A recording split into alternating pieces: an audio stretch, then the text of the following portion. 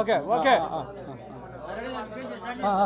గత 10 రోజులుగా వారం 10 రోజులుగా జరుగుతున్నటువంటి అంశం చాలా సున్నితమైన అంశం మీ అందరి దృష్టికి వచ్చింది. సో ఆ సమస్య యొక్క గ్రావిటీని గమనించి ఈ సంఘ పెద్దలు గురునాథం గారు, భాగ్యరావు గారు, plus retired judge Ramakrishna sir గారు, సార్ నాగేంద్ర గారు, సో వీళ్ళందరూ కూడా ఈ విషయం చాలా సున్నితమైంది. ఈ బలహీన బడుగు వర్గాల ఆత్మగౌరవానికి సంబంధించిన ఇష్యూ ఇది.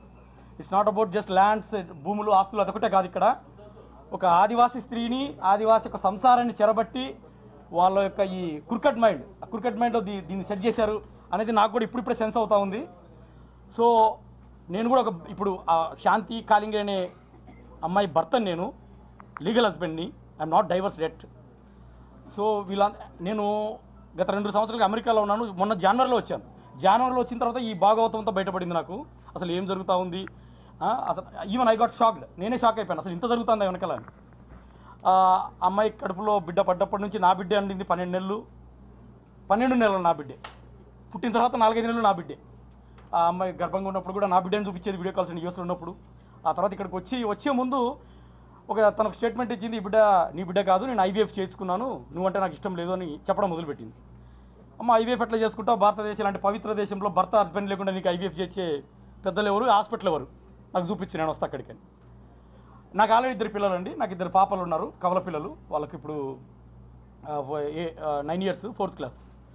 సో నా దగ్గర ఏ ప్రాబ్లం లేదు, నీకు ఐవీఎఫ్ చేసుకోవాల్సిన అవసరం లేదు, ఏమొచ్చింది అనేది ఆ క్వశ్చన్తో మొదలైన ఆర్గ్యుమెంట్. లేదు నేను ఐవీఎఫ్ నాకు ఇష్టం లేక చేసుకున్నాను, అది ఇది తను ఏదో డ్రామా చేయడం మొదలుపెట్టింది 1 నెల. లేదమ్మా అసలు విషయం ఏందని అడిగితే తనే స్వతహాగా నేను ఇట్లా విజయసాయి రెడ్డి గారికి బిడ్డలు లేరని ఆయనే చెప్పారు. సో ఆయన ద్వారానే, ఆయనే డోనర్ నాకు, నేను ఆయన ద్వారానే ఐవీఎఫ్ చేయించుకున్నాను అనేసి ఒక జనవరి, ఫిబ్రవరి, మార్చి, ఏప్రిల్ ఈ తతంగం అంతా ఇలా చెప్పుకుంటూ వచ్చింది. సో అంత పెద్ద వ్యక్తిని నేను ఒక సామాన్య నెల జీతగాన్ని, ఆయనేమో పెద్ద మనిషి, ఆయన గేట్ కూడా టచ్ చేయలేను, ఆయన పోయి డైరెక్ట్గా అడగలేను. సో నేను ఫ్రస్ట్రేషన్, 4-5 నెలలు ఫ్రస్ట్రేషన్లో ఉన్నాను, అసలు దీన్ని ఎలా బయటికి తీసుకురావాలి అని.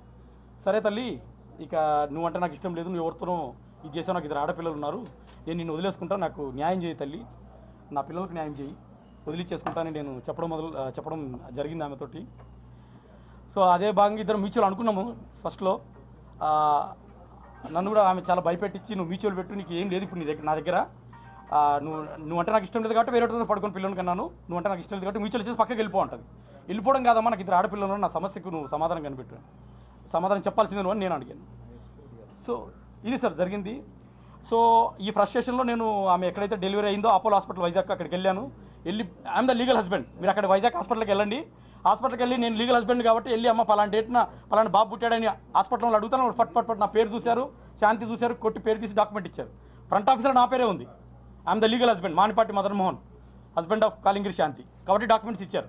లేకపోతే ఇవ్వరు కదా, హస్బెండ్ కాకపోతే ఇవ్వరు కదా, ఎట్లా ఇస్తారు వాళ్ళు? మీరు కావాలంటే డాక్యుమెంటేషన్స్ కూడా ఉన్నాయి, దీంట్లో చూపిస్తాను మీకు, హాస్పిటల్ నుంచి తెచ్చిన ఒరిజినల్ డాక్యుమెంట్స్. నేను హాస్పిటల్లో నాకు కేస్ షీట్స్ కావాలండి, కేస్ షీట్స్లో డీటెయిల్స్ కావాలని అడిగితే అప్పుడు వాళ్ళు 11 గంటలకి రికార్డ్ రూమ్లోకి వెళ్ళి ఒక 4,000 పే చేస్తే మదర్ది బేబీది సపరేట్ కేస్ షీట్స్ ఇచ్చారు. ఆ కేస్ షీట్స్లో చూస్తే ఒక విచిత్రమైన కొత్త పేరు, నేను ఎప్పుడు వినని పేరు కనిపించింది. అది పోతిరెడ్డి సుభాష్ రెడ్డి. ఆయన ఎవరో నాకు తెలియదు.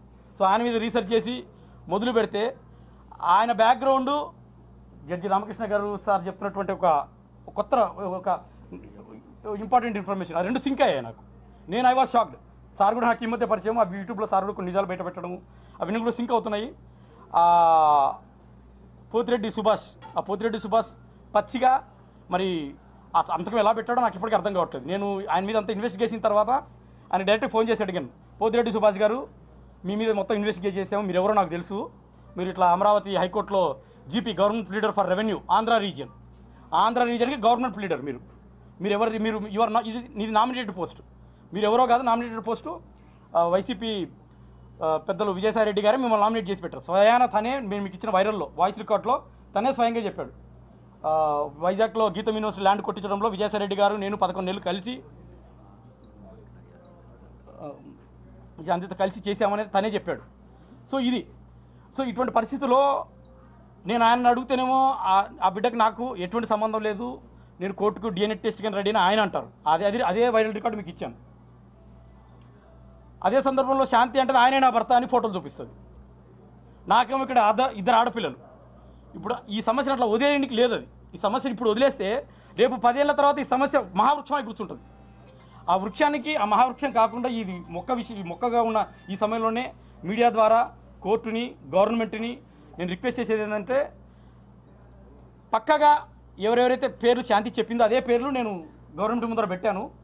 పెద్దలు విజయసాయిరెడ్డి గారు, అదేవిధంగా పోతిరెడ్డి సుభాష్ రెడ్డి గారు, తర్వాత నేను కూడా రెడీ DNA టెస్ట్కు, వీళ్ళందరినీ DNA టెస్ట్కి పిలిపించి ముఖ్యంగా పసికూన ఆ బాబుకు జస్ట్ ఇప్పుడు సంవత్సరము ఏజ్, మన ఏప్రిల్కి సంవత్సరం అయిపోయి సంవత్సరం 3 నెలలు. ఆ బాబుకు న్యాయం జరగాలంటే ఫస్ట్ ఆ బాబుకి తండ్రి ఎవరో తెలియాలి. రేపు 2 సంవత్సరాలు నెక్స్ట్ ఇయర్ ఆ నెక్స్ట్ ఇయర్ ఆ బాబు స్కూల్కి వెళ్తాడు. స్కూల్కి వెళ్తే ఎవరి పేరు రాయాలి? ఆ బాబు ఎవరి పేరు రాయాలి? కాబట్టి బహుశా శాంతి గారు కూడా, శాంతి కాలింగరే గారు కూడా ఇంతవరకు బర్త్ సర్టిఫికేట్ తీసుకోలేదు. అపోలో హాస్పిటల్ వైజాగ్ అరిలోవా ఏరియాలో ఉన్న అపోలో హాస్పిటల్ ఇంతవరకు బర్త్ సర్టిఫికేట్ తీసుకోలేదు. మీరు కావాలంటే క్రాస్ వెరిఫై చేసుకోండి. డైరెక్ట్గా శాంతి కాలింగరి గారిని అడగండి బర్త్ సర్టిఫికేట్ తీసుకున్నారా లేదా అని. ఒకవేళ పోతిరెడ్డి సుభాష్ అయితే బర్త్ సర్టిఫికేట్ తీసుకున్నారా లేదని అడగండి. సమస్య ఇక్కడ ఏంటంటే చాలా సున్నితమైన సమస్య ఇది. నాతో లీగల్ డైవర్స్ తీసుకోలేదు. నాకు 2 ఆడపిల్లలు, అక్కడ చూస్తే ఒక బాబు, అక్కడ చూస్తే ఈ రకరకాల పేర్లు చెప్తా ఉంది. కాబట్టి మీడియా ద్వారా నేను అడిగేది ఏంటంటే ఆ DNA టెస్ట్కు ఎవరైతే పేర్లు ఉందో వాళ్ళందరినీ పిలిపించి పక్కాగా క్లినికల్గా పెటర్నిటీ టెస్ట్ చేసి రిటర్న్లో ఒక డాక్యుమెంట్ ఇస్తే ఈ సమస్యకు ఇది శాశ్వత పరిష్కారం. ఈ బిడ్డకు పలానా తండ్రిని తెలుస్తుంది, నా బిడ్డలకు కూడా విషయం తెలుస్తుంది, శాంతి కూడా క్లియరెన్స్ ఉంటుంది, నాకు కూడా క్లియరెన్స్ ఉంటుంది. ఫ్యూచర్లో వచ్చే కన్ఫ్యూజన్స్ కానీ కాంప్లికేషన్స్ కానీ ఏమీ ఉండవు. రేపు పొద్దున 10 ఏళ్ళ తర్వాత ఆ బాబు నా దగ్గరికి రానికి లేదు, తండ్రి నువ్వే అని. ఎందుకంటే పలానా సర్టిఫికేట్ ఉంటుంది కాబట్టి పలానా తండ్రి తనకు తెలుస్తుంది. సో ఈ కాంప్లికేషన్స్ లేకుండా ఉండాలి అంటే ఇదొకటి చేయండి, ఇదొకటి జరగాలని నేను ఆశిస్తూ ఉన్నా. అదేవిధంగా నేను శాంతి నేను 2013లో పెళ్ళయింది నాకు. 13, 14, 15, 10 ఏళ్ళు 2 పాపలు పుట్టారు. మా మధ్య చిన్న గొడవలు తప్ప విడాకులు తీసుకున్నంతది ఏదీ లేదు. ఆమె ఎందుకో మరి 2016లో నేనేదో డాక్యుమెంట్ విడాకులు మీద సంతకాలు పెట్టాను, అదంతా ఇట్ ఇస్ అ బోగస్. ఆమె అది పక్కా ఫేక్ డాక్యుమెంటు. నేను మీడియా ముందర చాలా ధైర్యంగా చెప్తున్నాను, దాన్ని కావాలంటే ఫోరెన్సిక్ డిపార్ట్మెంట్ పంపించండి. అది ఫేక్ డాక్యుమెంట్. అది 2024లో నాతో బలవంతంగా నాతో ఒక్క సిగ్నేచర్ తీసుకున్నారు. దాంట్లో బలవంతంగా పెడతావా లేకపోతే మ్యూచువల్ ఇచ్చి ఎగ్జిట్ అవుతావా సస్తావా అనే సిచ్యువేషన్ తీసుకొచ్చారు నన్ను. నేను ఇప్పుడు నిన్న హోమ్ మినిస్టర్ గారు అనితా మేడం కూడా కలిశాను, డీజీపీ గారిని కలిశాను. వాళ్ళు కూడా అన్నారమ్మా దీంట్లో ఎంత పెద్దలున్నా వదిలేది లేదు, దీంతో నిజాలు నిగ్గు తెలుస్తాం, ఆ పేపర్ డాక్యుమెంట్ కూడా ఫోరెన్సిక్ డిపార్ట్మెంట్ పంపిస్తాము. అది కానీ 2024 తేలితే, అది బోగస్ అని తేలితే మాత్రం ఎవరిని వదిలేది లేదు. అదేవిధంగా నాకు కూడా శాంతి గురించి తెలియని ఎన్నో విషయాలు ఈ మధ్య తెలిసాయి. సో రామకృష్ణ గారు సార్ కూడా చెప్తారు తన మాటల్లో జరిగిన విషయాలు ఏంటి, శాంతికి ఉన్న నెక్సెస్ ఏంటి. ఈ ముగ్గురు అంటే శాంతి కాలింగరి నా భార్య, అదేవిధంగా విజయసాయిరెడ్డి గారు ఎంపీ, తర్వాత పోతిరెడ్డి, వీళ్ళ ముగ్గురు మధ్య ఏం జరుగుతూ ఉంది, నాకు పెళ్ళైన తర్వాత నాకు తెలియకుండా బ్యాక్ ద ఎండ్ ఏం జరుగుతూ ఉంది అనేది రామకృష్ణ సార్ కూడా తన మాటలు కొన్ని చెప్తారు. నాకు కూడా ఇప్పుడే తెలుస్తుంది. కొన్ని సింక్ చేసుకుంటే అవన్నీ కూడా నాకు కూడా సింక్ అవుతున్నాయి, ఓహో ఇంత జరిగిందా అనేది. సో ఇది సార్ జరిగింది. సో ఏ తర్వాత నాకు కావాల్సింది ఏంటంటే ఆ బాబుకు తండ్రి ఎవరో DNA టెస్ట్ ద్వారా నేను ఎవరి పేర్లు అయితే పెట్టానో వాళ్ళని కోర్టు ద్వారా పిలిపించి ఆ DNA టెస్ట్ చేయించి బాబుకు తండ్రిని, నాకు రిలీఫు, శాంతికి రిలీఫు. ఇంత పెద్ద ఆటలో నలిగిపోతుంది ఇద్దరమేనండి, శాంతి నేనే. భయంకరంగా నలిగిపోతా ఉన్నాం, రోడ్డు మీదకి వచ్చాము, నలిగిపోతా ఉన్నాం, సమస్య పెద్దగా అవుతా ఉంది. ఆ పోతిరెడ్డి సుభాష్ అనే వ్యక్తి అజ్ఞాతంలో ఉన్నాడు. ఇంత గొడవ జరుగుతూ ఉంది, 4-5 రోజుల నుంచి అతను బయట లేడు. ఎందుకు అజ్ఞాతంలోకి వెళ్ళాడో అర్థం కావట్లేదు.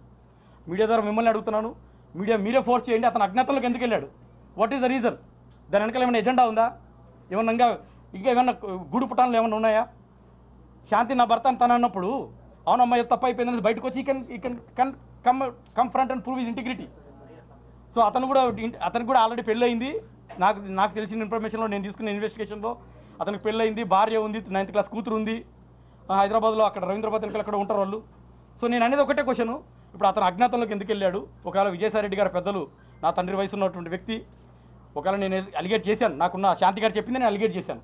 కాబట్టి ఆయన యొక్క నిజాయితీని, ఇంటిగ్రిటీని ప్రూవ్ చేసుకోవడంలో ఏ తప్పు లేదు. వచ్చి మీడియా ముందుకు వచ్చి తను ఏదన్నా నేను రెడీ అని చెప్పేసి DNA టెస్ట్కు తన నిజాయితీని ప్రూవ్ చేసుకొని, ఒకవేళ తను లేకపోతే ఈ ప్రజల ముందు చెప్తున్నాను, 10 కోట్ల మంది తెలుగు ప్రజల ముందు, ఒకవేళ ఆయన లేకపోతే సాష్టాంగ నమస్కారం చేసి ఆయనకు నేను తప్పు జరిగించారని చెప్తాను. సో దాని ద్వారా ఆయన ఒకవేళ ఏదైనా డిఫేమ్ అయి ఉంటే అది బ్యాక్ అవుతుంది. సో నాకు కావాల్సింది ఒకటే, ఆ తండ్రికి బిడ్డెవరు, ఫ్యూచర్లో కాంప్లికేషన్స్ వద్దు నాకు. నేను అది కోర్టు ద్వారా కూడా అడుగుతున్నాను. సో కోర్టు ద్వారా కూడా I'm going to send a summons to all the people. So ఇది సార్ ఇచ్చినటువంటి ఈ యొక్క ఆపర్చునిటీ మీరు ప్రజల ముందుకు తీసుకెళ్ళి, ప్రజల్లో ఒక ప్లెబిసైట్లో ఒక హీటెడ్ ఆర్గ్యుమెంట్, ఒక హేతుబద్ధమైన ఒక రేషనల్ ఆర్గ్యుమెంట్ చేసి దాని నుంచి ఒక అవుట్కమ్ వస్తే అవుట్కమ్ మీదనే రేపొద్దున కోర్టు కూడా చాలా సెన్సిబుల్గా ఆలోచిస్తుంది నాకు తెలుసు. Court always think about the common people interpretation. So మీరందరూ కూడా ప్రజలు ఆలోచించి ఇందులో నిజానిజాలు నిగ్గు తేల్చి నాకు, నా భార్య శాంతికి, నాకు 2 ఆడపిల్లలకు, ఆ బాబుకి కూడా న్యాయం చేస్తారని ఆశిస్తున్నాం. ఇప్పుడు రామకృష్ణ గారు మాట్లాడుతున్నారు. అక్కడ ఒకటి protection to the protection to the child, ముఖ్యంగా protection to the Shanti also. ఎందుకంటే తన భార్య, నాకు 2 ఆడపిల్లలు ఉన్నారు. సో వాళ్ళ ముగ్గురికి ప్రొటెక్షన్ కావాలి. అదేవిధంగా కంప్లైంట్ అగైన్